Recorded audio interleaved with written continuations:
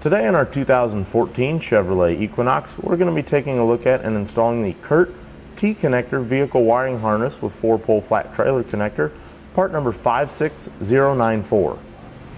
Here's what this wiring harness looks like once it's installed. As you can see, everything's pretty well hidden. You've just got the wires that come down to the 4-pole connector right here.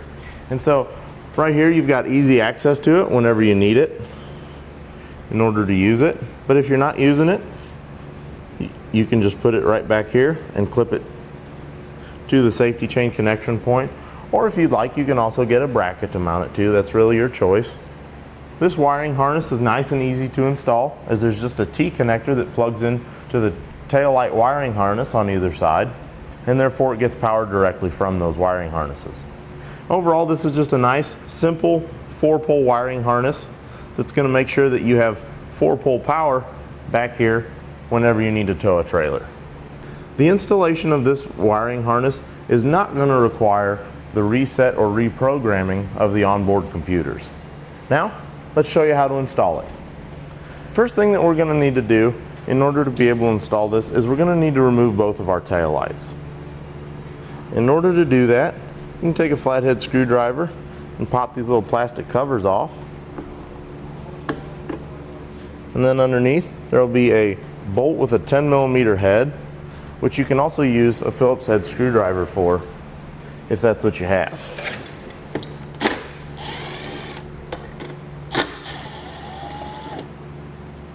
Once you've removed the screws, you can slowly begin to work the tail light out. And you'll want to work it towards the rear of the vehicle, because it's got some little alignment pins that go straight in towards the front. So we'll squeeze the tab on this connector and pull it off. So now that we've got both of our tail lights out, what we'll do is we'll take a fish wire, which I'm using an old piece of Airline tubing, and I'm just going to feed it down to where it comes out the bottom. And that way, with it coming out the bottom, what I'll be able to do is tape one of the connectors to this in order to pull it back up through to get access to the connector at the back of the tail light. So then I'll put a fish wire through on the other side as well. So I'll take my wire, I'll route it up over the back of the hitch here to make sure that it stays routed along the top and back side of the hitch so that the wire stays hidden and protected when it's mounted up. And so I'll take this T connector with the green and brown wires, and it's going to go up to the driver's side. I'll use a little bit of electrical tape just to tape it to the end of my fish wire here to help pull it through. So now I can use my fish wire to gently pull that T connector up into place.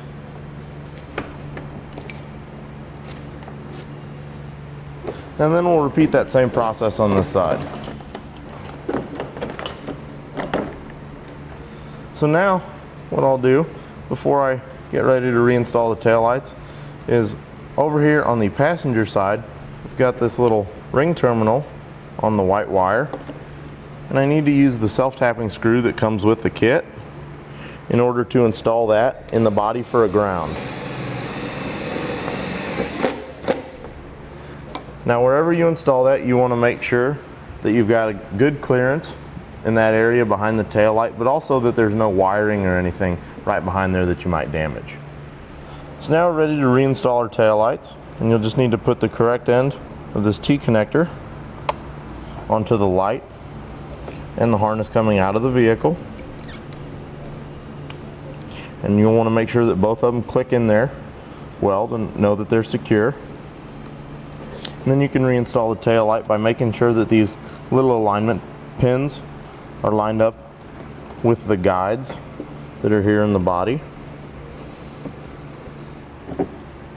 We can reinstall our screws, put our covers back on, and do that same thing to the other side.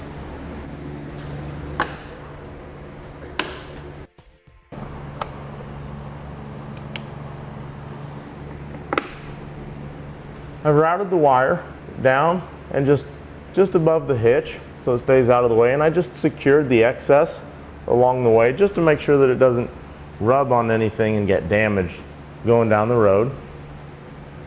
And I routed it in the same way for the white and green wires going to the other side. Just above the cross tube of the hitch there, and then up to the tail light, securing the excess.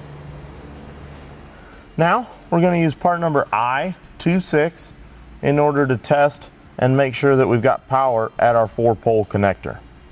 So first we'll check our tail lights. We'll check our left turn signal,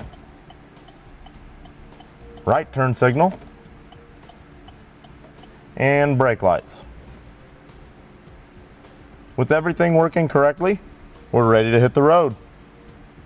And that's going to complete our look at and install of the Curt T-connector vehicle wiring harness with 4-pole flat trailer connector, part number 56094, on our 2014 Chevrolet Equinox. Click the link below to shop, learn more, or visit us at etrailer.com.